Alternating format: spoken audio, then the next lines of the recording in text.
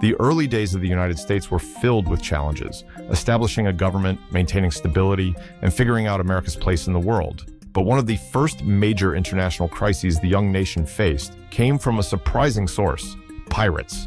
In 1801, President Thomas Jefferson made a bold decision. Rather than paying tribute to the Barbary States of North Africa, as previous administrations had done, he sent the U.S. Navy to fight them. This conflict, known as the First Barbary War, was America's first major overseas military engagement and tested the nation's resolve in standing up to foreign threats. But not everyone agreed with Jefferson's approach. Should the U.S. have built up its military, or simply paid off the pirates, as European nations had done? Let's dive into this pivotal moment in history.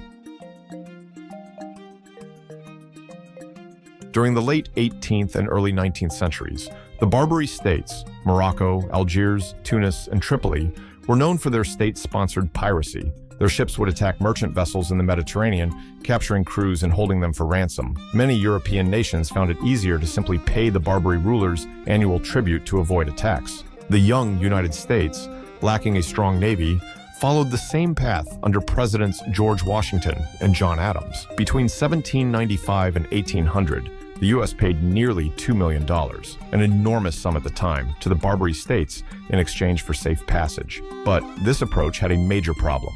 The payments never seemed to be enough. The rulers kept demanding more, and in 1801, the Pasha of Tripoli declared war on the U.S. after Jefferson refused to meet his increasing demands.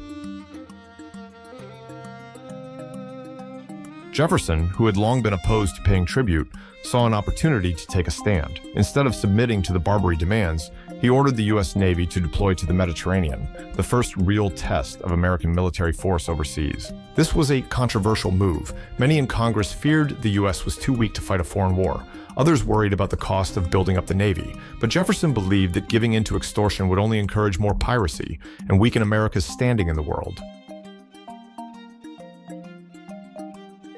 In 1801, a squadron of U.S. naval ships, including the USS Constitution, was sent to blockade Tripoli. For the next few years, American forces engaged in naval battles, capturing enemy ships and bombarding pirate strongholds. One major setback came in 1803 when the USS Philadelphia ran aground and was captured by the Tripolitans. Rather than allow the ship to be used by the enemy, Lieutenant Stephen Decatur led a daring raid to destroy it, an act so bold that British Admiral Horatio Nelson reportedly called it the most daring act of the age.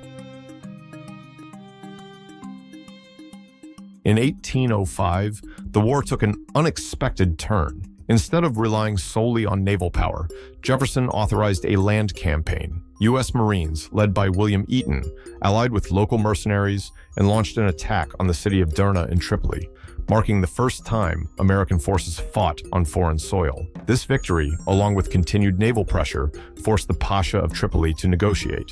A peace treaty was signed later that year, ending the conflict. The U.S. agreed to pay a one-time ransom for captured American sailors, but was no longer required to pay annual tribute. Jefferson's decision to fight rather than pay had significant consequences. On one hand, it proved that the U.S. was willing to stand up to foreign threats, boosting national pride and establishing America as a rising naval power. The phrase, "to the shores of Tripoli," was later immortalized in the Marine Corps hymn, celebrating this first overseas victory. On the other hand, not everyone believed the war was worth the cost. Some argued that the resources spent on the Navy could have been better used elsewhere. And despite the victory, piracy in the Mediterranean wasn't fully eliminated, leading to the Second Barbary War in 1815. The First Barbary War was a defining moment for the young United States. Jefferson's refusal to pay tribute and his decision to use military force set a precedent for how America would handle international threats in the future. It was a tough call, one that involved balancing diplomacy, military strength, and national security. So, what do you think? Should Jefferson have taken a different approach, or was this the right move for America's future? One thing is clear: the Barbary Wars helped shape the role of the U.S. Navy and proved that America was ready to defend its interests on the world stage.